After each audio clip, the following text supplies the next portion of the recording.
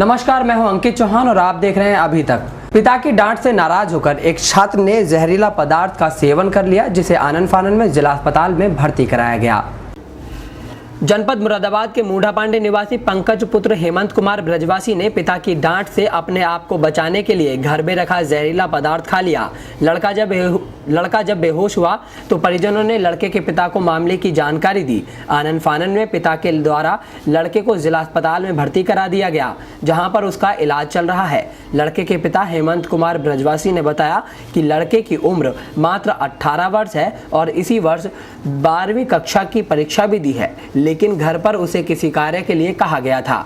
पंकज का काम करने का मन नहीं था और घर वालों से नाराज होकर अलग बैठ गया, जिसके बाद कुछ समय उपरांत ही उसने कमरे में रखा जहरीला पदार्थ खा लिया।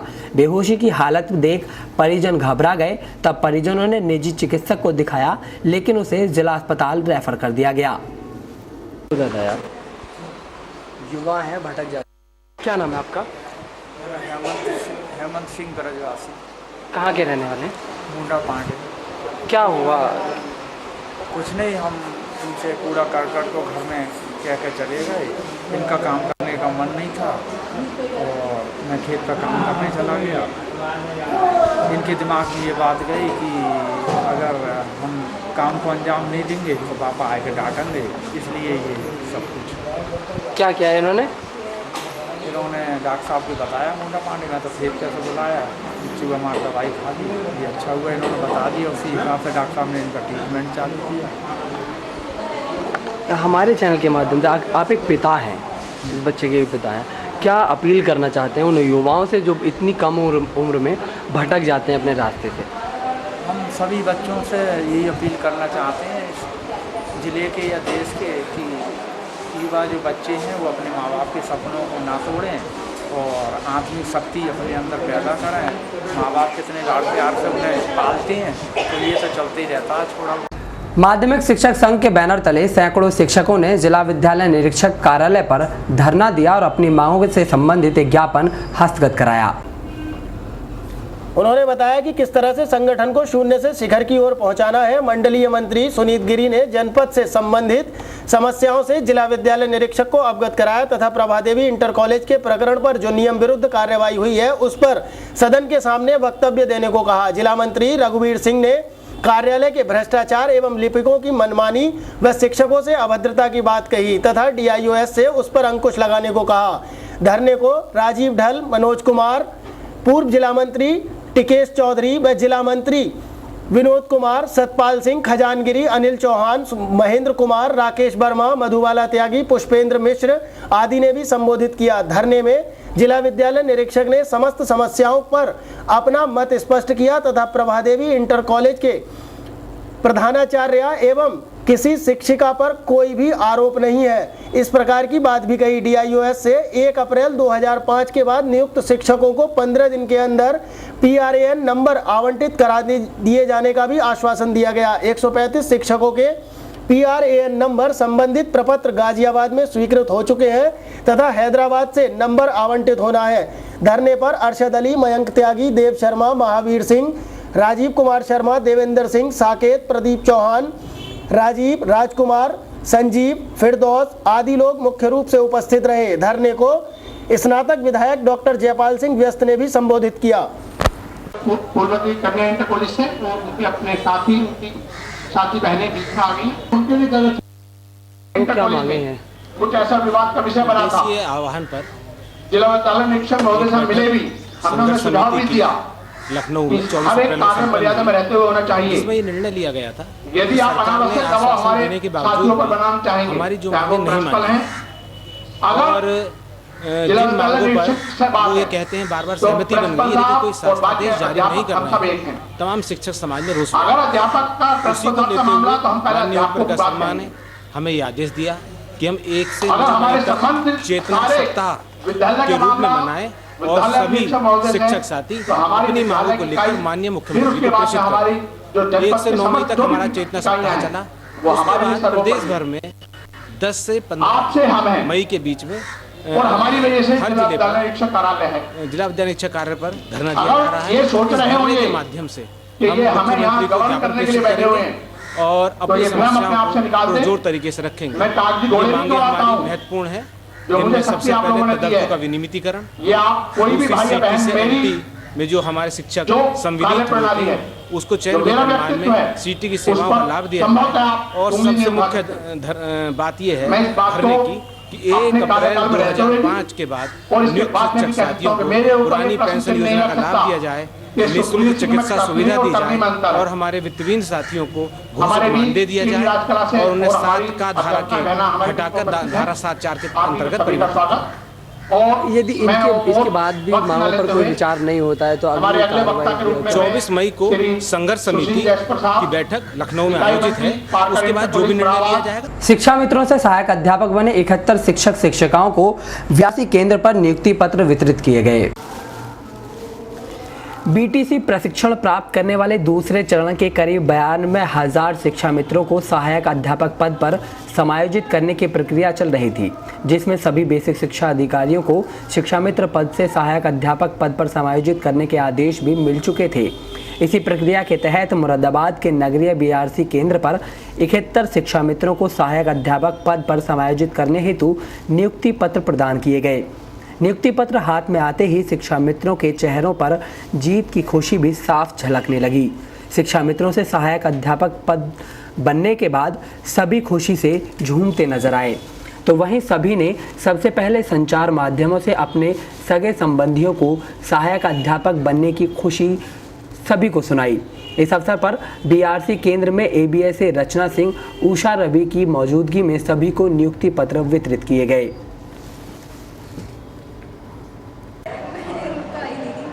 आज यहाँ पर नगर क्षेत्र के 71 शिक्षा मित्रों को उनका समायोजन का नियुक्ति पत्र दिया गया है और नगर क्षेत्र के शिक्षा मित्रों को इस बार नगर क्षेत्र के ही स्कूलों में डाल रखा गया है। क्या अपेक्षा रखती हैं आप इन सभी से? ये सबसे अपेक्षा हमारी यही है कि एक तो ये जाएंगे और बच्चों को ढंग से पढ़ाएं और यही इनका मेन काम है।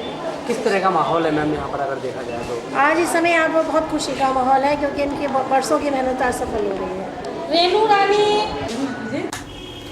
समायोजित होकर सहायक अध्यापक बने शिक्षा मित्रों ने अपनी खुशी का इजहार भी अपने ही अंदाज में किया और एक दूसरे को मिठाइयाँ खिलाकर बधाई दी, तो वहीं एक दूसरे के गले मिलकर अपनी खुशी को बयां करते हुए लंबे समय से सहायक अध्यापक बनने की लड़ाई की जीत का जश्न मनाया और कहा कि आखिरकार आज हम जीत ही गए, जो हमारे सपने थे वो पूरे हो गए। सब ने इसका श्रेय भी अलग अलग अपने सगे संबंधियों को ही दिया। हम 8 साल से शिक्षा मित्र के पद पर जॉब कर रहे थे। हम बहुत ज़्यादा मेहनत करते थे, लेकिन आज हमारे सपने सब पूरे हुए हैं और हमें सहायक अध्यापक के पद पर नियुक्ति लेटर दे दिए गए हैं। हमें बहुत ज़्यादा खुशी हो रही है। कैसा महसूस कर रहे हैं आप लोग? बहुत ज़्यादा खुशी हो रही है। हम बहुत ज़्यादा खुशी है। आज ऐसा लग रहा है जैसे आज हमारे सारे सपने पूरे हो गए हैं।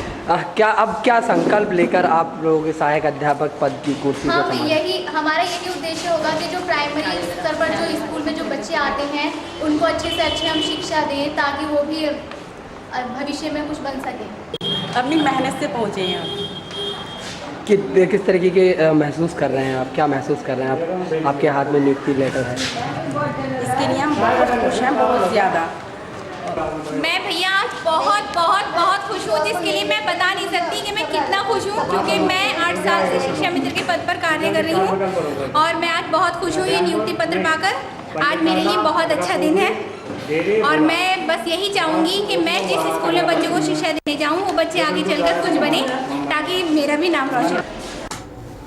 तो वहीं कुछ सहायक अध्यापकों को नियुक्ति पत्र में कुछ परेशानियां भी देखने को मिली। अपने फॉर्म में तैनाती के लिए स्कूलों के नाम दिए जाने के बाद भी सहायक अध्यापकों को बिना उनकी इच्छा के ऐसे स्थानों पर तैनाती दे दी गई जहां पर पहुंचने के लिए उन्हें सबसे ज़्यादा परेशानियां सामने आएंगी।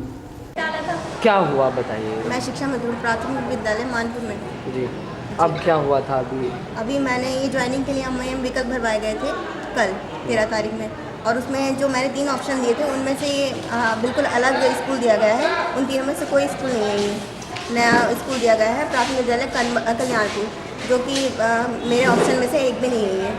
क्या चाहते हैं आप? जी, मैं ये चाहती हूँ कि मैंने जो ऑप्शन दिए थे उन्हीं में से एक मुझे दिया जाए, जो कि मैंने दिए थे प्राथमिक विद्यालय नई बस्ती, प्राथमिक विद्यालय गढ़ शहीद और प्राथमिक विद्यालय मुफ्ती टोला। क्या किस तरीके की परेशानियाँ आपको आएंगी जहाँ पर आपको नियुक्ति दी गई? थोड़ी कन्वीनियंस की परेशानी है, मुझे आने जाने में प्रॉब्लम होगी क्योंकि वहाँ का रास्ता थोड़ा सा लेडीज़ के लिए परेशानी वाला है।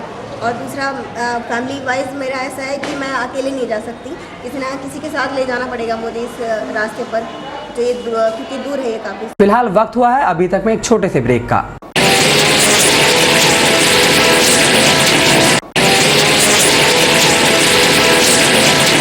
ब्रेक के बाद अभी तक में आप सभी का स्वागत है। AIDSO ने MH कॉलेज के खिलाफ कलेक्ट्रेट पर प्रदर्शन कर एक ज्ञापन जिलाधिकारी को सौंपा। पूर्व निर्धारित कार्यक्रम के अनुसार संगठन की जिला कमेटी के नेतृत्व में महाराजा हरिश्चंद्र डिग्री कॉलेज के छात्रों ने कलेक्ट्रेट पर प्रदर्शन किया तथा आंतरिक परीक्षक रवीश कुमार को हटाने की मांग की गई। प्रदर्शन का नेतृत्व संगठन की जिला अध्यक्ष ऋतु चौधरी, सचिव फैजान खां तथा MH कॉलेज यूनिट के अध्यक्ष शान आलम ने किया। इसके बाद एक ज्ञापन जिलाधिकारी को हस्तगत कराया गया। वक्ताओं ने कहा कि कॉलेज के प्राचार्य तानाशाहीपूर्ण रवैया अपनाए हुए हैं तथा छात्र हितों को दरकिनार करके छात्रों का उत्पीड़न करने वाले डॉक्टर रवीश कुमार के पक्ष में है। कुल सचिव के आदेश को भी दरकिनार करके छात्रों को धमका रहे हैं तथा छात्रों से कह रहे हैं कि वे कॉलेज को छावनी बना देंगे, लेकिन छात्रों की जायज मांग नहीं मानेंगे। पिछले वर्षों में भी कला संकाय के डॉक्टर रवीश कुमार ने छात्रों का भारी उत्पीड़न किया है तथा छात्र छात्राओं को प्रायोजिक परीक्षा में 60 में से 20, 100 में से 36 नंबर देकर छात्रों के भविष्य के साथ खिलवाड़ किया है। बच्चों को अगली कक्षाओं में प्रवेश लेने में दिक्कत आती है तथा उनके दाखिले भी नहीं हुए। वक्ताओं ने कहा कि डॉक्टर रवीश कुमार ने पूरे वर्ष में एक भी पीरियड नहीं पढ़ाया है। कोई भी कॉलेज में जाकर इनकी जांच कर सकता है। वक्ताओं ने मांग की है कि तत्काल रवीश कुमार को आंतरिक परीक्षक पद से हटाया जाए। ऐसा ना होने की स्थिति में प्रायोजिक परीक्षा का बहिष्कार किया जाएगा। प्रदर्शन करने वालों में ऋतु चौधरी, फैजान खां, शान आलम, पूजा, सुषमा, डॉली, मनोज, अर्जुन, राहुल, ब्रजेश आदि लोग मुख्य रूप से शामिल रहे।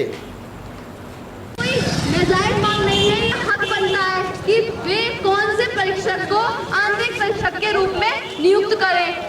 अगर जो समर्थन मिला है इन छात्रों को, क्या मामला है ये पूरा? देखिए, कॉलेज के अंदर लंबे समय से ये डिमांड चल रही थी कि ये जो इंटरनल एग्जामिनर है इन्हें हटा के और दूसरे एग्जामिनर को इनकी जगह पर लाया जाए, क्योंकि ये फेल करने की धमकी दे चुके हैं और ये जो है क्लासेज नहीं लेते हैं। जब इसके खिलाफ प्रिंसिपल से शिकायत की गई तो डॉक्टर रवीश ने धमकी दी कि मैं तुम्हें फेल कर दूँगा। इसी डिमांड को लेके हम लोग 16 अप्रैल को कुल सचिव से मिले। उन्होंने हमारी मांग को जायज़ मांगते हुए तुरंत उस पर कार्रवाई की और उस एग्जामिनर को हटा के उसके स्थान पर डॉक्टर नरेंद्र सिंह को, जो विभाग का अध्यक्ष ललित कला विभाग से, उन्हें नियुक्त किया। लेकिन प्रिंसिपल साहब ने अपनी इतनी हटबंदी पैड़े हुए हैं और इसे ऐसा प्रेस्टीज का इशू बना लिया है और लॉबिंग कर ली है कि वो इन्हें हटा नहीं रहे हैं डॉक्टर रवीश को, और बोल रहे हैं कि तुम्हें इन्हें ही एग्ज़ाम देना होगा और तुम एग्ज़ाम नहीं दोगे, अगर विरोध करोगे तो मैं कॉलेज को छावनी में तब्दील कर दूँगा। तो हमारी मांग है, आज हमने DM साहब को ज्ञापन दिया है और उनसे मांग की है कि इसमें DM साहब हस्तक्षेप करें और ये जो है जो कुल सचिव के आदेश के पालन को लागू करवाने को सुनिश्चित करें। इसलिए हमने आज DM साहब को ये मांग करते हुए कि कुल सचिव के आदेश का पालन लागू करवाया जाए और इसे जो एग्जामिनर है इन्हें हटाया जाए। है कि हमारे जो ललित कला विभाग में जो डॉक्टर रवीश जी हैं वो आंतरिक परीक्षक बनाया गया है, जो लगातार 5 साल से एक भी क्लास नहीं ली है और हमने इसकी एप्लीकेशन प्रिंसिपल महोदय को कई बार दे चुका हूं और प्रिंसिपल महोदय एक सफ़ेद पोशाक में इस प्रकार बैठे हैं कि उनके खिलाफ कोई भी बोलने को तैयार नहीं है और प्रिंसिपल महोदय से लगातार हम एप्लीकेशन दे रहे हैं। और अभी हम 6 तारीख को मिले थे प्रिंसिपल महोदय से, तो उन्होंने कह दिया कि अगर प्रैक्टिकल में कोई भी अगर धरना प्रदर्शन किया तो मैं किशोर न्यायालय का जज हूं और अपने आप में इतनी पावर रखता हूं कि इस MH कॉलेज को छावनी में बदल दूंगा। जर्रा भर भी तुमने अगर कोई आनाकानी की, जिसको मैं चाहता हूं उसको आप प्रैक्टिकल दें। और हमने उनसे ये कहा है कि सर हम डॉक्टर रवीश जी को प्रैक्टिकल नहीं देंगे, जब उन्होंने हमें 4 साल तक आज तक नहीं पढ़ाया और वो 11 बजे आते हैं और 12:30 बजे निकल लेते हैं। और मैं चाहे तो कॉलेज के कैमरे की फुटेज चेक कर ली जाए, अगर ये बात सत्य ना हो तो ठीक है। और एक संगीता गुप्ता हैं, वो लगातार छात्रों के साथ शोषण कर रही हैं किसी भी छात्रा को एक साथ बैठ के खाने तक पे पाबंदी। भूमि अधिग्रहण आदेश के खिलाफ कम्युनिस्ट पार्टी के कार्यकर्ताओं ने शहर में एक जुलूस निकाला और जाम लगाकर अपना विरोध दर्ज कराया। राष्ट्रीय आह्वान पर भारतीय कम्युनिस्ट पार्टी के कार्यकर्ताओं ने देश भर में रास्ता रोको कार्यक्रम आयोजित किया। राष्ट्रीय आह्वान पर कार्यकर्ताओं ने मुरादाबाद में 2013 में हुए भूमि अधिग्रहण कानून संशोधन के लिए जो अध्यादेश जारी किया गया है उसका तो समर्थन किया, लेकिन उसके बाद मोदी सरकार के द्वारा लाए गए अध्यादेश का विरोध किया। सभी कार्यकर्ताओं ने इसका विरोध करते हुए अध्यादेश वापस लेने की मांग की तथा रास्ता रोको जुलूस शहर से निकाला तथा समापन कलेक्ट्रेट पर हुआ। अपना ज्ञापन जिलाधिकारी कार्यालय पर हस्तगत भी कराया गया, लेकिन इंपीरियल तिराहे पर जब जाम की स्थिति ज़्यादा हो गई तब पुलिस ने उन लोगों को हटाने का प्रयास किया, लेकिन तभी कार्यकर्ता पुलिस से भिड़ गए और तीखी नोकझोंक हुई। इस दौरान पुलिस एवं अन्य लोगों ने उन्हें बामुश्किल समझा बुझाकर जाम खुलवाया।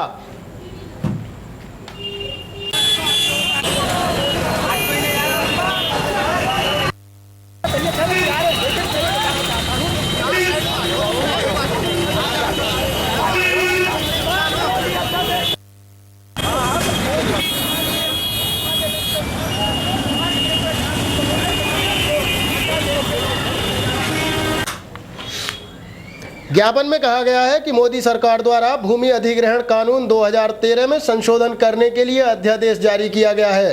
कानून 2013 में किसानों को उचित मुआवजा, पुनर्वास एवं पुनर्स्थापना कानून 2013, जिसे संक्षिप्त में भूमि अधिग्रहण कानून 2013 कहा जाता है, जिसमें संशोधन करने के लिए 31 दिसंबर 2014 को यह अध्यादेश प्रभाव के साथ जारी किया गया है। इससे किसानों, जनजातीय लोगों तथा अपनी जीविका के लिए जमीन पर निर्भर व अन्य लोगों पर जबरदस्त हमला किया गया है। इस कानून के बाद किसान सरकार से किसी भी प्रकार से अपनी जमीन वापस लेने अथवा उसका निर्धारित मूल्य आदि मांगने के लिए किसी भी प्रकार से स्वतंत्र नहीं होगा। कुल मिलाकर देखा जाए तो ये बिल सीधे तौर पर सरकार के ही फेवर में जाता है। इसकी कम्युनिस्ट पार्टी ने कड़े शब्दों में निंदा की है तथा पुराने बिल को दोबारा से बहाल करने की मांग की है।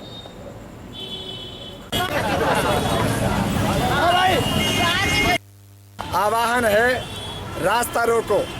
पूरे हिंदुस्तान के अंदर भारतीय कम्युनिस्ट पार्टी ने आह्वान किया है कि ये जो 2013 का अध्यादेश था भूमि अधिग्रहण का, उसको समाप्त करने के लिए 31 दिसंबर 2014 को जो मोदी सरकार नया अध्यादेश ला रही है, ये बहुत ही खतरनाक है।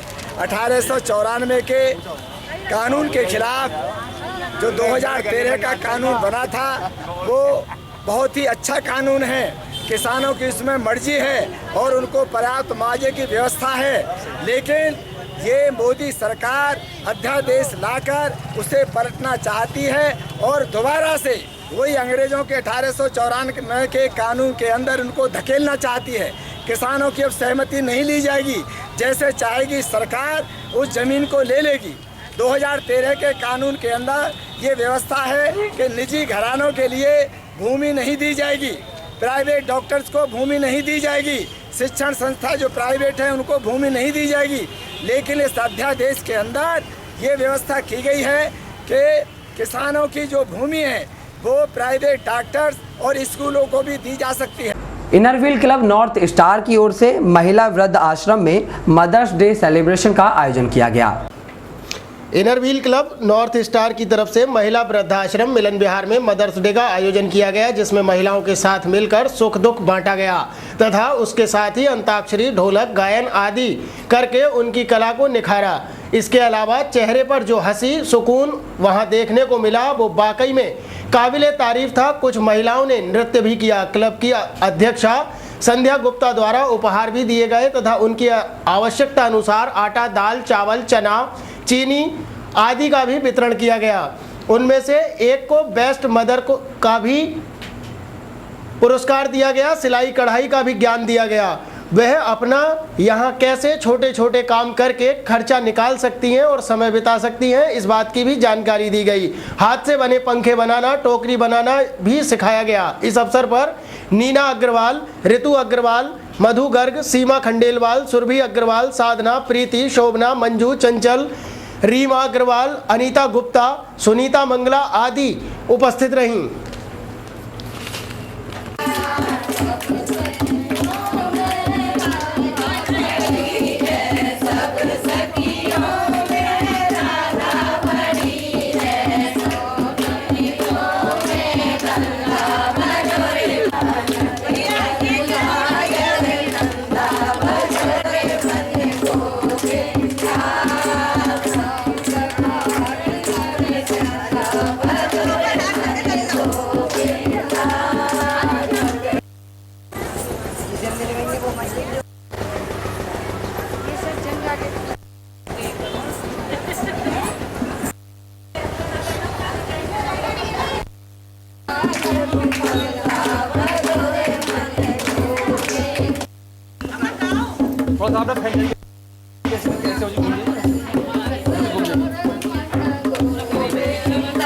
दिवस में महिला वृद्ध आश्रम में महिला दिवस मनाया, उनके साथ एंजॉय किया है, डांस किया, सिंगिंग किया है और थोड़ा सा फल वगैरह दिया और फ्रूट्स, आटा, दाल, चावल एंड बहुत सारी चीज़ें हमने लोगों को एंजॉयमेंट किया। और आप हमारी मेंबर्स हैं, यहाँ पर सबको मदर्स होने का फील कराया, मदर्स होने का फील कराया है।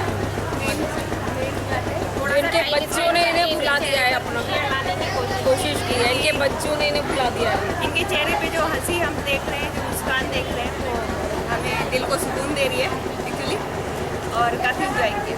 फिलहाल वक्त हुआ है अभी तक में एक छोटे से ब्रेक का।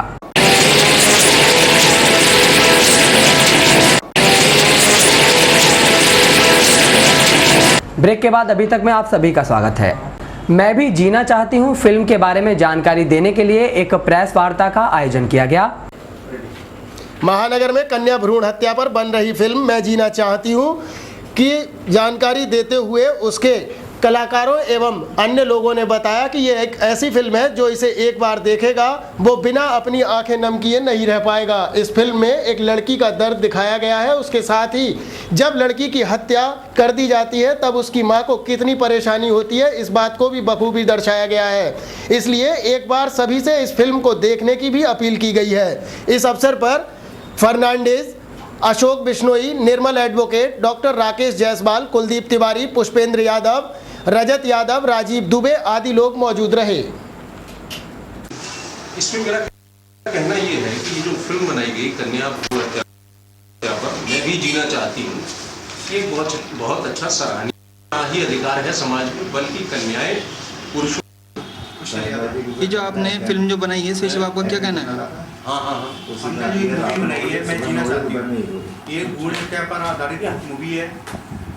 हम समाज को ये दिखाना चाहते हैं कि लड़की और लड़के में अंतर नहीं रखना चाहिए। जो काम लड़का कर सकता है वही काम लड़की भी कर सकती है। अगर लड़की को अच्छी शिक्षा दी जाए और उसका ध्यान रखा जाए तो वो भी एक लड़के से कहीं जाते जाकर आगे जा सकती है। नगर निगम के वार्ड 41 में फैली गंदगी के खिलाफ क्षेत्रवासियों में रोष व्याप्त है। महानगर की सफाई का जिम्मा नगर निगम का है और इसके साथ ही नगर निगम पूरे महानगर का ख्याल रखने के दावे भी करता है, लेकिन ताज़ा मामला नगर निगम का ही सामने आया है जो लाइन पार लक्ष्मणपुरी का है। यहाँ पर नगर निगम के कर्मचारियों द्वारा नालों की सफाई करने के बाद सिल्ट तो निकाल दी गई, लेकिन काफ़ी दिन गुजरने के बाद भी इस सिल्ट को नहीं उठाया गया। क्षेत्रवासियों का कहना है कि नगर निगम के कर्मचारियों ने इस दौरान कई जगह पर स्लैब भी तोड़ दिए और लोगों के मना करने पर भी नहीं माने। उनका कहना था कि अतिक्रमण है, अतिक्रमण के नाम पर सारे स्लैब के अलावा अन्य निर्माण भी तोड़ा और सिल्ट निकालकर सड़क पर डाल दी, जिसकी वजह से ज़्यादातर लोग इस सिल्ट में फंस जाते हैं। कई बच्चे इसमें गिरकर घायल भी हो चुके हैं, लेकिन नगर निगम के कर्मचारियों द्वारा इसका कोई भी समाधान नहीं निकाला गया है। ये वार्ड 41 में लाइन पार लक्ष्मणपुरी बलिन बस्ती में आती है। आपका जो है इन्होंने कोई भी सफाई व्यवस्था नहीं कर रखी है। पीछे नाली में गंदगी भरी है, सड़क टूटी हुई है। जब बारिश पड़ता है घरों में पानी भरता है, पब्लिक यहाँ निकलती नहीं है। कई बार नगर को जो है विज्ञापन भी दे चुके हैं, कोई भी समाधान नहीं हो रहा। अब क्या परेशानी है? अब परेशानी है, यहाँ पर निकलने में परेशानी पड़ रही है। अब पीछे जो नाली बनी हुई है मलिन बस्ती में क्या बाढ़ के 40 में कोई सुनता नहीं है। सभासद से मिले आप किसी से? सभासद से मिले, सभासद से 2-3 बार का, उन्होंने भी कोई कॉल नहीं करा। और अधिकारियों से किसी को? अधिकार से नगर निगम वालों से मिले थे, उनसे नगर से, उन्होंने भी इस समस्या का कोई समाधान नहीं हुआ। कोई समाधान नहीं होगा? नहीं हुआ। गली में पानी भर गया, नाली भरी पड़ी है, जब से नाली बनी है कोई सफाई नहीं। क्या के कल आए थे भैया? आपका? डॉक्टर भगवान दास। क्या परेशानी रहती है? परेशानी ये है कि यहाँ पर नगर पालिका का कोई भी आदमी आकर सफाई नहीं करता। गंदगी का आलम आप देख रहे हैं यहाँ पे। हम बार बार कहते हैं तो और ये कहते हैं हमारे बस की नहीं है। बार बार कहने पे भी कोई ध्यान नहीं देता। सभासद यहाँ के क्या कहते हैं? पार्षद साहब से कहा, पार्षद साहब कभी आके घूमे नहीं इधर को। तो जब इलेक्शन हो जब आ जा। अब आप सड़कों पत्थर टूटे पड़े हैं, नाली में कीचड़ भरा पड़ा, कूड़े के ढेर लगे पड़े हैं। पानी में जब चलते घंटों पानी भर जाता है यहाँ पे। क्या चाहते हैं? हम ये चाहते हैं कि सुचारू रूप से काम हो। जो पार्षद आके देखें, नगर पालिका के आयुक्त भी आके देखें, जो भी। क्षेत्रवासियों का कहना है कि बाहर तो सफाई तथा अतिक्रमण का अभियान चलाया गया, लेकिन गलियों की स्थिति बद से बदतर बनी हुई है।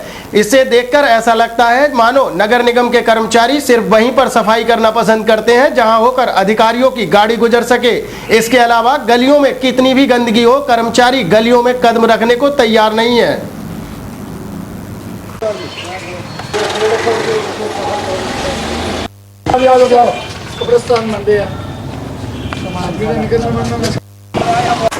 तो वहीं इन समस्याओं को लेकर क्षेत्रीय पार्षद रंजीत कुमार से बात की गई तो उन्होंने बताया कि ऐसा कोई मामला उनके संज्ञान में नहीं है। अगर उनके संज्ञान में ऐसा कोई मामला आएगा तो वो कार्यवाही जरूर कराएंगे। ये क्षेत्र के कुछ लोगों ने प्रदर्शन किया है आप ही के खिलाफ, क्या कहना है आपका?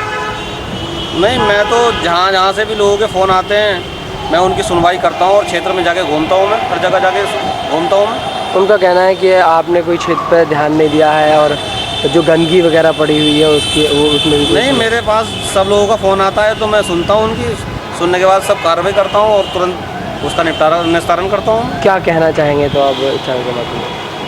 मेरे तो संज्ञान है नहीं लोग वालों ने क्या कहा है मेरे लिए, क्या नहीं कहा, लेकिन मुझे जहाँ के बारे में पता लगता है मैं तुरंत जाता हूँ, वहाँ की मैं समस्या सुनता हूँ। अब कुछ होगा, कोई कार्रवाई होगी? हाँ, क्यों नहीं होगा। कल मैं तुरंत ये काम कराऊंगा अगर जहाँ कुछ भी गंदगी पड़ी हुई है। तो ये थी अभी तक में आज की गतिविधियाँ। अंकित चौहान के साथ अभी तक की पूरी टीम के साथ दीजिए इजाज़त। नमस्कार।